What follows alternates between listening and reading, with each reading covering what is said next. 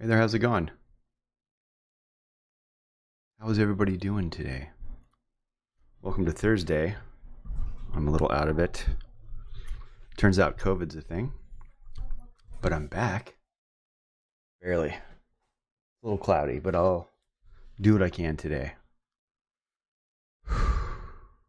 Just gonna take deep breaths. All right. So, is my volume messed up? It could be me. There. How about now?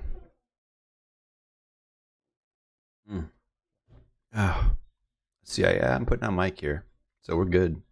Good on my end. How's everybody's week been? Mine was different. So today, we'll be going over that which is the amazing Photoshoot prep. Just to give you an idea, if I go to, I got the Prius stuff open. So a shoot like this, for example, every single one of these pieces is shot completely separately. So just to give you an idea, so in order to shoot at the Neon Sign Museum in Las Vegas, you at night, I believe it was about $2,800 an hour with a security guard. So for me, that wasn't really feasible for a shoot, where I had to shoot 12 shots in one night. The location was not.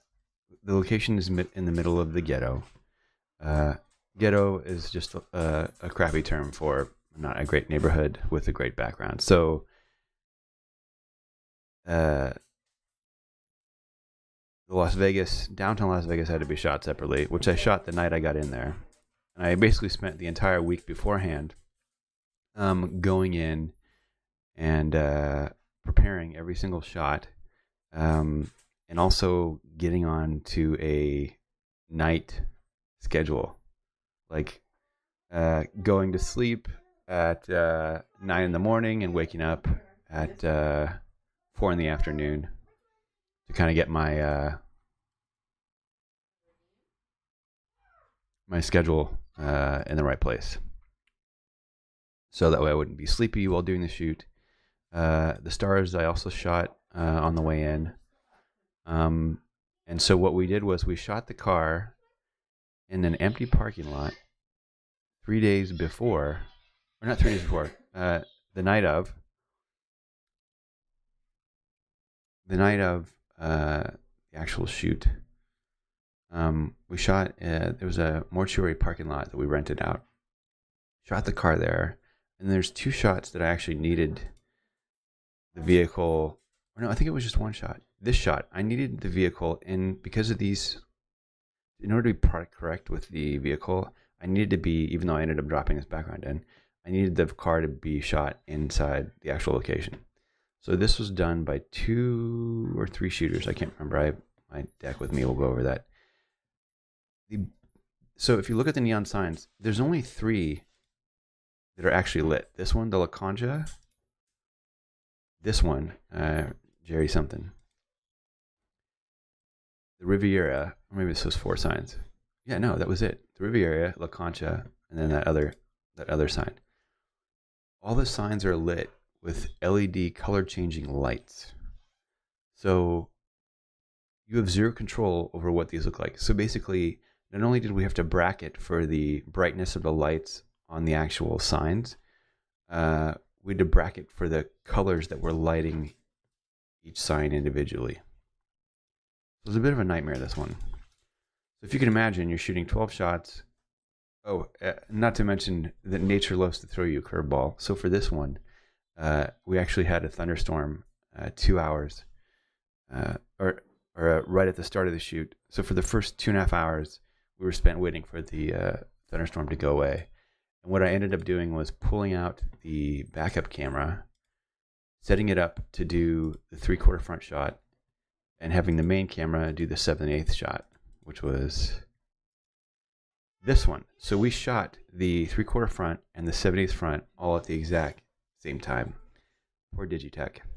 So that was it. And the way we did that was using 10 by 20 foot white sheet panels Kino flows for these nice white lines around the vehicle, and then reflecting, again, the issue with shooting black on black at night, reflecting light off the 20 by flat into the sheet metal is what you're seeing that's making these shapes here. Now for a shoot like that, what I'm doing is, here's the initial presentation that was made to the client. The first thing we do is we go in there and I kind of let them know, like, all right, here's the shot list.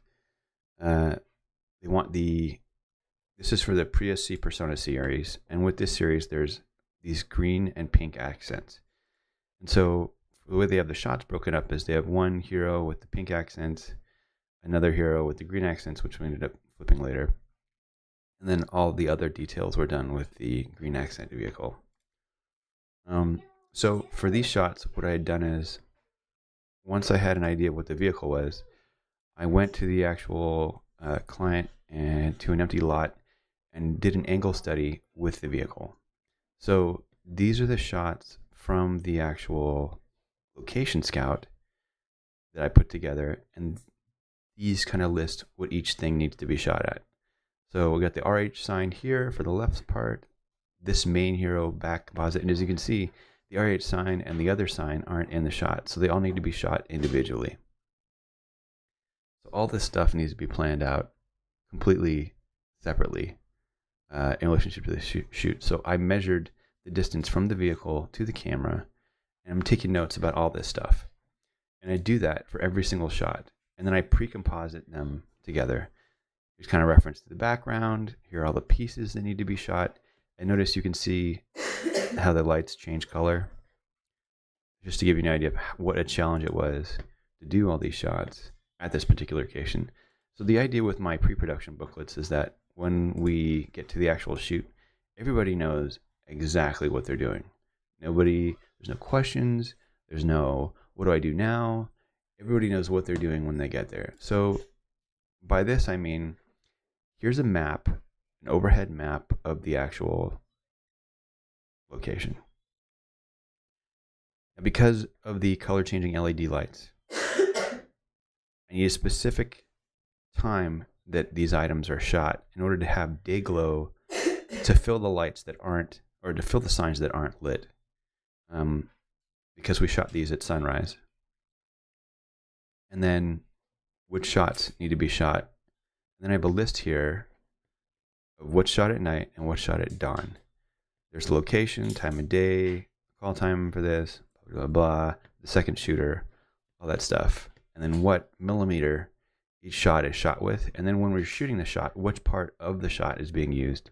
Because like for this particular shot, this particular one, the background shot 50 mil, and the foreground object, which you see is different than here, is then shot 24 mil. So these are shot two different lenses for two different locations. Fed interest rates are good, by the way. You know, it's funny. I traded that rally yesterday and was out of day trade, so I couldn't sell it.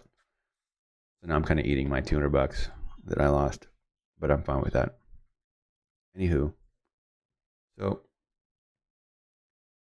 this gives you an idea of the second shooter, where we're shooting, which shots, and in what order. That's why they're labeled by these particular numbers. Now, this is the actual shoot deck. So these aren't the final shots. These are the shots from the location scout that I've composited together for the actual shoot. So you've got this. They want lights on, lights off. Then we have the actual angle study that was done. So this was shot using a 24 milliliter lens.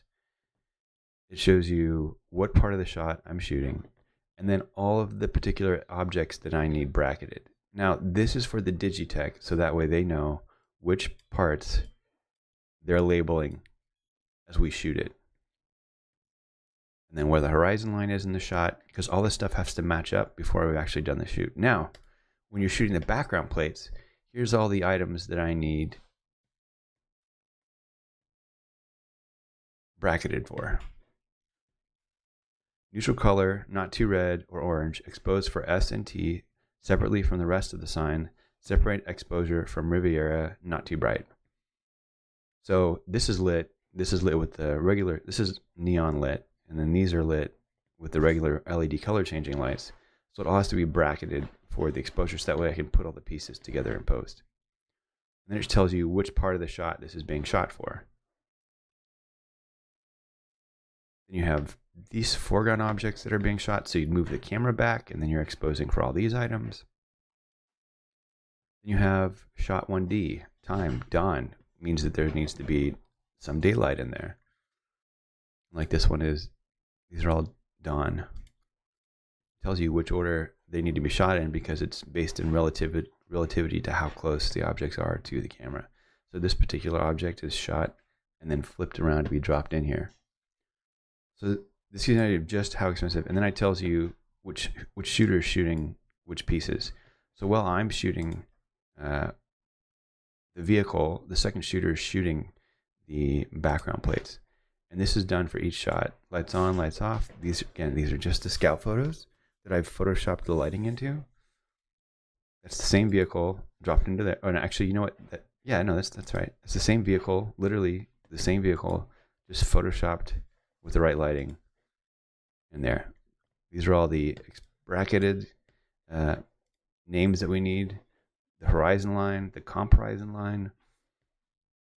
So this is the relative craziness that I go through in order to get all of the elements shot for a single shot, or actually for multiple shots in a single photo shoot. What's everybody doing today?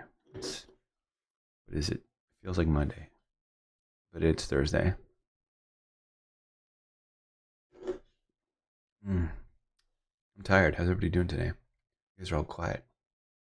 I like how I feel. I feel like I'm going to pass out. Ish.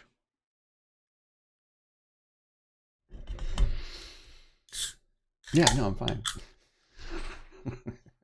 I have somebody monitoring me. COVID's nasty, dude. I would not put that on anybody. It's you feel like death the first few hours, and then you move into day 2, where it's like half death, half like I'm gonna get really sick. And then 3, 4 is like, oh my god, I'm sick. Oh my god, I might get better. It's crazy. Anyways, this kind of gives you an idea of how that's done. Now, normally, kind of take this to the beginning here. So this is for the Kia Telluride shoot for the 2022 Nightfall edition. I'm just going to kind of go to the website here so you guys can see what that shoot looked like. So here's kind of the files. There's 2 shots that are not in here. That either didn't get used or I just didn't post them. But there's a lot that's involved in these particular shoots. So when I first hear about a shoot, the first thing I start doing is I'll scout the location on Google Earth. So this is so we shot this. They wanted to shoot this in Oregon near Jacksonville because they wanted this mountain right here is where a lot of people do paragliding. I believe that's what it's called. Yeah, paragliding launch. And so basically, the cool thing that Google Earth allows you is that it allows you to take. Thanks, Christina. Hey, Christina, remember when we were joking about COVID? So that totally happened. Anywho, let's see here. So I'll start with Google Earth. And the cool thing about Google Earth is that I can then get in tight with the locations. I can come right in there, right? And then I can kind of figure out what my background is going to look like. And you're probably thinking, well, what about the time of day? That's the best part about this. So this, I can go to here to settings. And say I want this to be, was it 12:20 or 25 p.m.? Say I want this to be 8 a.m.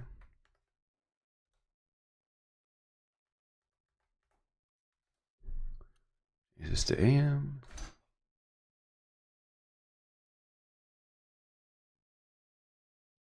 AM?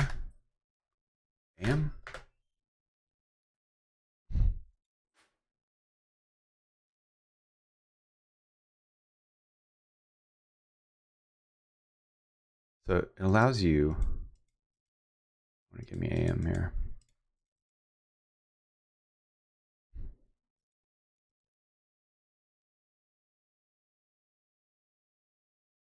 AM. It's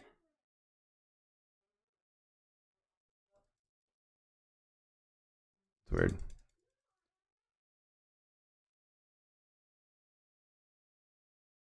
Go to Pacific Central. Pacific Daylight Time. Do change this now? Nope.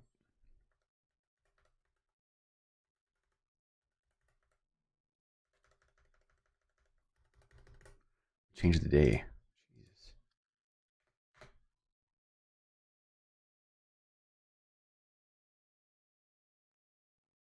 All right, here's an AM. 8, 9, 10, 11, 22.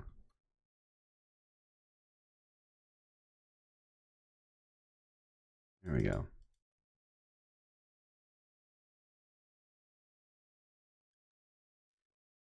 It's weird that it's, let's see here. So anywho, so here's the mountain, right? It allows me to adjust for what time of day would be at the actual location. Be able to change this to, I can see what the background's going to look like based on that particular time of day, and not only that, but where the sun's going to be, which is what's so great about this particular app. So I'm basically kind of virtually scouting the location. Yeah, I'm feeling pretty good today. Feeling pretty good. I feel like I only have 70% back. I feel like it's going to be that for a long time. I felt the same way for like the last 3 or 4 days. So I was like, I think I'm just gonna have to like go with it. So this is kind of the give you an idea of, so these are the little locations. With the Red Lily Vineyard, right? This also gives you an idea of how close and far I'm going to be from each location. So ultimately, what I wanted to do was we'd arrive here at this location off the road. This would be our base camp. And then we would drive up this road here, across here, and then shoot at the upper pasture. So just to give you an idea, we'll go back to here. So we've got the deck. There's the shot list that I have to execute over 2 days.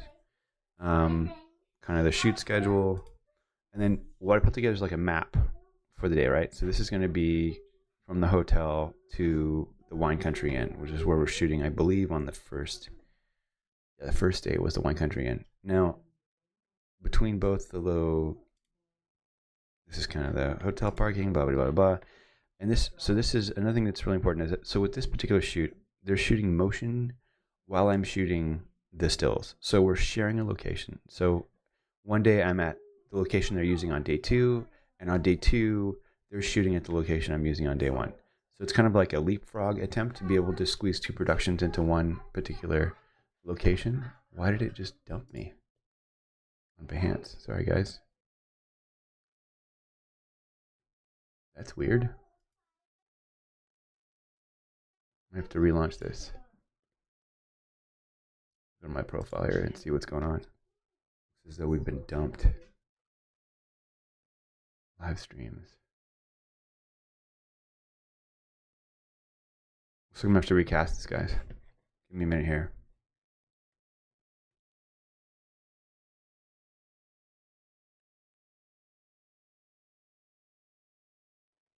Let's see here. It's really weird. Never had this happen before.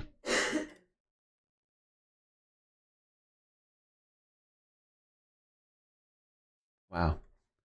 Sorry guys, 1 second here. So I'm gonna leave and come back. Sorry about that. Be right back.